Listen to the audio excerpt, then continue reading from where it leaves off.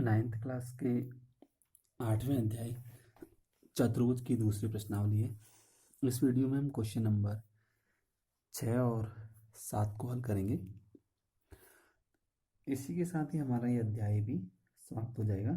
कुल 2 प्रश्नावलियाँ थी इस अध्याय में और दूसरी प्रश्नावली में कुल 7 प्रश्न हैं। छठे में हमसे कह रहा है दर्शाइए कि किसी चतुर्भुज की सम्मुख भुजा के मध्य बिंदुओं को मिलाने वाला रेखाखंड परस्पर समद्विभाजित करते हैं।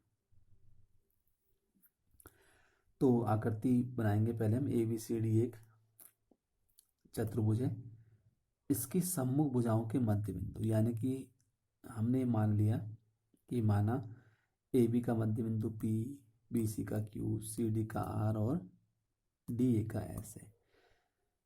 अब सम्मुख भुजाओं के मध्य बिंदु यानी कि P और R को मिलाया और S और Q को मिलाया, तो कह रहा है इनकी सम्मुख भुजाओं के मध्य बिंदुओं को मिलाने वाले रेखाखंड परस्पर समद्विभाजित करते हैं। यानी कि हमने क्या सिद्ध करना है, इनको मिलाने वाले रेखाखंड परस्पर समद्विभाजित करते हैं। जैसे मान लो इसका PR और QS समद्विभाजित कर रहे हैं, तो यानी कि हमने ये सिद्ध करना है कि PQRS एक समांतर चतुर्भुज है। क्योंकि हमें पता है कि अगर PQRS एक समांतर चतुर्भुज होगा तो समांतर चतुर्भुज के विकर्ण परस्पर समद्विभाजित करते हैं। क्योंकि जब हमने मध्य बिंदु को मिलाया, समूह भुजाओं के मध्य बिंदु को PR और QS को, तो ये PQRS के विकर्ण है। तो विकर्ण समद्विभाजित करते हैं का मतलब यह है कि PQRS एक समांतर चतुर्भुज है। आकृति में हमने चतुर्भुज ABCD के विकर्ण AC को मिलाया। अब ट्रायंगल हमने ACD लिया।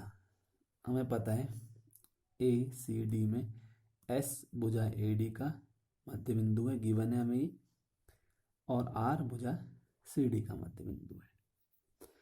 तब क्या होगा, SR AC के पैरेलल होगा और SR AC का आधा होगा मध्य बिंदु प्रमेय से। उसके बाद हमने लिया ट्रायंगल AB और C। ट्रायंगल ABC में P भुजा AB का मध्य बिंदु है और Q भुजा BC का मध्य बिंदु है, यानी कि PQ और AC पैरेलल है और PQ AC का आधा है। समीकरण नंबर 2 मध्य बिंदु प्रमेय से। समीकरण 1 और 2 से हमें क्या मिला कि SR पैरेलल है AC के, PQ पैरेलल है AC के, इसका मतलब SR और PQ भी एक दूसरे के पैरेलल होंगे। और हमें यह भी मिल गया इनसे कि PQ और SR आपस में बराबर है। अब चतुर्भुज PQRS में PQ पैरेलल है SR के और PQ बराबर है SR के। समीकरण नंबर 3 और 4 से हमें ये प्राप्त हो गया। ये क्या शो कर रहा है कि PQRS एक समांतर चतुर्भुज है तथा समांतर चतुर्भुज के विकर्ण एक दूसरे को समद्विभाजित करते हैं। ठीक, अगर ये कंडीशन हमारी आ गई है तो उसका मतलब PQRS एक समांतर चतुर्भुज है और समांतर चतुर्भुज के विकर्ण एक दूसरे को समद्विभाजित करते हैं। इसलिए रेखाखंड SQ और PR परस्पर क्या करते हैं, समद्विभाजित करते हैं। यही हमने सिद्ध करके लाना था। उसके बाद अंतिम प्रश्न है इसका 7वां। कह रहा है ABC एक त्रिभुज है जिसका कोण C समकोण है। ABC का कोण C समकोण है। कह रहा है कर्ण AB के मध्य बिंदु M से होकर BC के समांतर खींची गई रेखा AC को बिंदु D पर प्रतिच्छेद करती है। इसकी भी इसने हमें आकृति नहीं दी, हमने स्वयं बनाया है जैसा इसने हमें दिया हुआ था। ABC ट्रायंगल था, इसका कोण C समकोण है। हमसे कह रहा था कि बिंदु कर्ण AB का मध्य बिंदु M है, मध्य बिंदु M से BC के समांतर रेखा खींची गई, यानी कि MD समांतर है BC के। तो हमने सिद्ध क्या करना है कि D भुजा AC का मध्य बिंदु है। दूसरे खंड में लाना है कि MD लंब है AC पर। तीसरे खंड में लाना है CM बराबर MA बराबर है हाफ AB। तो पहले खंड में त्रिभुज ABC में हमें पता है कि M भुजा AB का मध्य बिंदु है, ये हमें गिवन है, और DM पैरेलल है BC के। DM पैरेलल है BC के, M भुजा AC का AB का मध्य बिंदु है।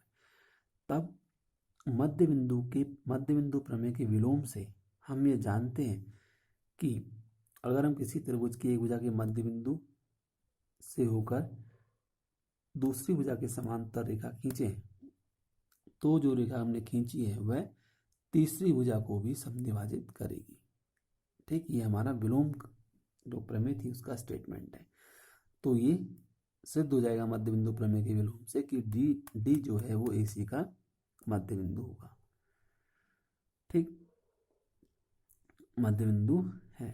दूसरा खंड है हमारा, हमने लाना है कि MD लंब है AC के। हमें पता है ADM और ACB ये आपस में बराबर होंगे। क्यों होंगे बराबर? क्योंकि संगत कोण है। हमें पता है कि MD और BC पैरेलल हैं और MD और BC एक दूसरे के समांतर हैं। तब जो DC है वो उसकी तिर्यक रेखा होगी, तो ADM और ACB संगत कोण होंगे। चूंकि ACB 90 है तो उसका मतलब ADM भी क्या होगा? 90 डिग्री होगा। और ADM अगर 90 है तो उसका मतलब कि MD लंब है किस पर? AC पर। सिंपली ये प्रूफ हो जाएगा। तीसरे खंड में लेते हैं हम ट्रायंगल AMD और ट्रायंगल हमने लिया CMD, यानी कि MDA और MDC को लिया है। हमें पता है AD बराबर DC है, ये हमने अभी सिद्ध किया है कि D भुजा AC का मध्य बिंदु है। तो AD और DC आपस में बराबर होंगे। कोण ADM बराबर MDC प्रत्येक 90 डिग्री के हैं, ये भी हमने अभी सिद्ध कर दिया है। ठीक, ADM अभी सिद्ध किया और ACB प्रत्येक 90 डिग्री हमें ये दिए हुए हैं। तो ADM की वैल्यू CDM के बराबर होगी। लंब है तो ये दोनों कोण परस्पर 90 डिग्री के होंगे।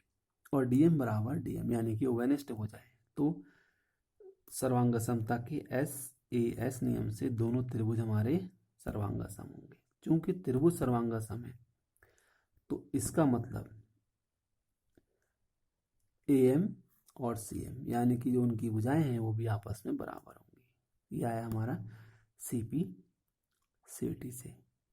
ठीक, अब AM बराबर CM तो है, लेकिन हमें हाफ AB के बराबर लाना है। तो हमें पता है कि जो AM है वो हाफ AB है।